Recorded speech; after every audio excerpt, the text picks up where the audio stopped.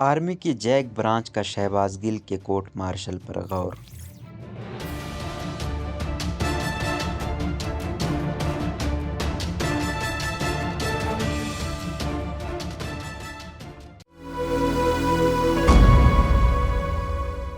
Pakistan army جج advocate general branch نے بغاوت کے الزام پر گرفتار ہونے والے عمران خان کی چیف آف سٹاف شہباز گل کا کورٹ مارشل کرنے پر غور شروع کر دیا ہے۔ ذرائع کے مطابق عسکری حکام حکومت سے رابطہ کر کے شہباز گل کو ملٹری اسٹیبلشمنٹ کی تحویل میں دینے کی درخواست کر سکتے ہیں تاکہ اس کا کورٹ مارشل شروع کیا جا سکے۔ ان کا کہنا ہے کہ ماضی میں بھی ادریس خٹک جیسے کئی سویلینز کی کورٹ مارشل کی مثالیں موجود ہیں جنہیں بغاوت اور غداری کے الزامات پر 14 سال قید کی سزا سنائی جا چکی ہے اور اس کے خلاف سویلین عدالتوں میں اپیل بھی دائر نہیں کی جا سکی۔ سینئر صحافی انصار عباسی کے مطابق عمران خان کی چیف آف سٹاف نے چند روز پہلے ARY نیوز پر جو کچھ کہا وہ سراسر فوجی جوانوں کو اپنی قیادت کے خلاف بغاوت پر اکسانے کے مترادف ہے، جس کے بعد عسکری حکام سنجیدگی سے شہباز گل کے کورٹ مارشل کے آپشن پر غور کر رہے ہیں۔ یاد رہے کہ فوج میں بغاوت پر اکسانے کا معاملہ انتہائی سنگین جرم ہے اور ایسے فرد کے خلاف آرمی ایکٹ کے تحت ملٹری کورٹ میں مقدمہ چلایا جاتا ہے۔ ذرائع کا کہنا ہے کہ اگر دفاعی حکام نے یہ فیصلہ کر لیا تو وزارت دفاع کے توسط سے حکومت سے رابطہ کیا جائے گا تاکہ شہباز گل کو تحویل میں لے کر کورٹ مارشل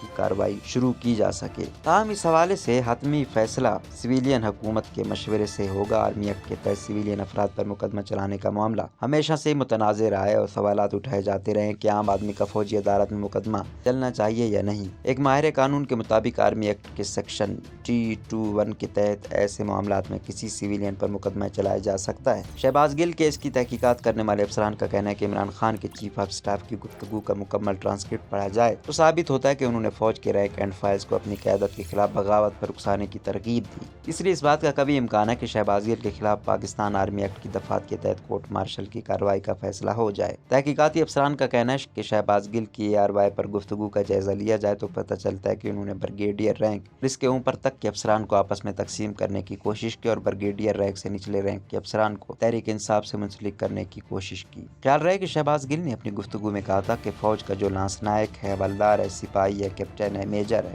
کرنل ہے، بریگیڈیئر ہے، ان رینکس میں تحریک انصاف کے لیے محبت پائی جاتی ہے کیونکہ یہ لوگ اصل میں پاکستان کے لیے محبت رکھتے ہیں۔ لوگوں کو جیسا پاکستان چاہیے وہ صرف تحریک انصاف ہی بنا سکتی ہے۔ گل نے مزید کہا کہ میں تمام افسران سے التماس کروں گا کہ آپ صرف اپنی نوکری بچانے کے لیے اس جعلی اور چور حکومت کا اعلی نہ بنے کیونکہ ہم ہر چیز پر نظر رکھے ہوئے ہیں اور ایسے تمام لوگ جو اس پورے کام میں ملوث ہیں انشاءاللہ ان کا احتساب کیا جائے گا۔ ARY پر ایک اور سوال کے جواب میں شہباز گل نے فوج کے اندر اور عوام میں بغاوت کرانے کی کوشش کرتے ہوئے دھمکایا کہ اگر آپ نے یہ جنگ نہ لڑی تو ہمارا پاکستان جلد ہندوستان اور امریکہ کی کالونی بن جائے گا۔ شہباز نے کہا کہ جو افسران کہتے ہیں کہ ہم تو حکم کے پابند ہیں انہوں نے امر بالمعروف بھی تو پڑھا ہوا ہوگا، وہ محمد صلی اللہ علیہ وسلم کے امتی بھی ہیں، وہ قائد اعظم محمد علی جناح کے بنائے ہوئے پاکستان کے شہری بھی ہیں، لہٰذا اگر آپ کو کوئی غلط حکم ملا ہے تو آپ نہ تو پاگل ہیں، نہ اندھے ہیں اور نہ ہی جانور ہیں، آپ انسان ہیں۔ آپ بتائیے کہ سر آپ جو حکم دے رہے ہیں میرے اپنے ملک کی فوج کے خلاف ہے، آپ جو حکم دے رہے ہیں اس سے میرا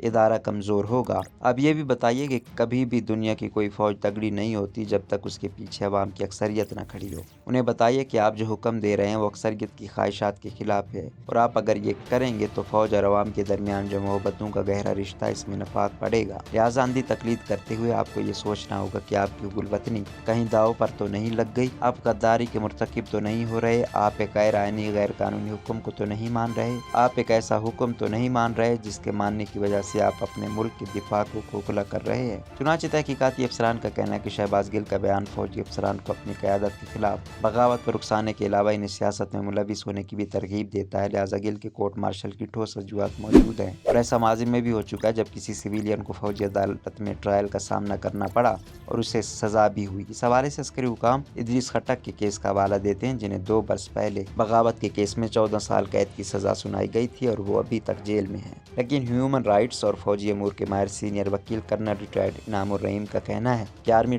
ایکٹ میں ایسا کچھ نہیں کہ سویلین کو گرفتار کر کے اس کا ٹرائل کیا جائے۔ ان کا کہنا تھا کہ صرف ایسے سویلینز کا ٹرائل کیا جا سکتا ہے جو آپریشنل علاقوں میں ہوں اور وہ بھی اس حد تک کہ انہوں نے سیکرٹ ایکٹ کی خلاف ورزی کی ہو۔ انہوں نے کہا کہ ایوب خان کے دور میں جب ملک بھر میں ان کے خلاف مظاہرے ہو رہے تھے تو انہیں اندیشہ تھا کہ فوج ان کے خلاف کہیں بغاوت نہ ہو جائے، کہ فوج میں کہیں ان کے خلاف بغاوت نہ ہو جائے، اس لیے انہوں نے آرمی ایکٹ میں ترمیم کی اور اس میں سیکشن T21 شامل کیا جس کے تحت اگر کوئی شہری یعنی سویلین فوج کی صفوں کو کمان کے خلاف اکساتا ہے اور سیکریٹ ایکٹ کی خلاف ورزی کرتا ہے تو اس کے خلاف فوج مقدمہ چلا سکتی ہے۔ کرنل ریٹائرڈ انعام نے کہا کہ تاہم فوج اس عرصے کے دوران کسی سویلین کے خلاف مقدمہ نہیں چلا سکی۔ بھٹو کے دور میں ایک ریٹائرڈ بریگیڈیئر کو گرفتار کیا گیا تھا کیونکہ انہوں نے آرمی کمان کو خطوط تحریر کیے تھے، پھر اس کے خلاف ملٹری کورٹ میں مقدمہ چلایا گیا اور جیل بھیج دیا گیا۔ وکیل نے مزید بتایا کہ ضیاء کے دور میں احمد فراز اور فرخندہ بخاری کو عسکری حکام نے گرفتار کیا، لیکن لاہور ہائی کورٹ نے مداخلت کی اور دونوں کو رہا کر دیا گیا۔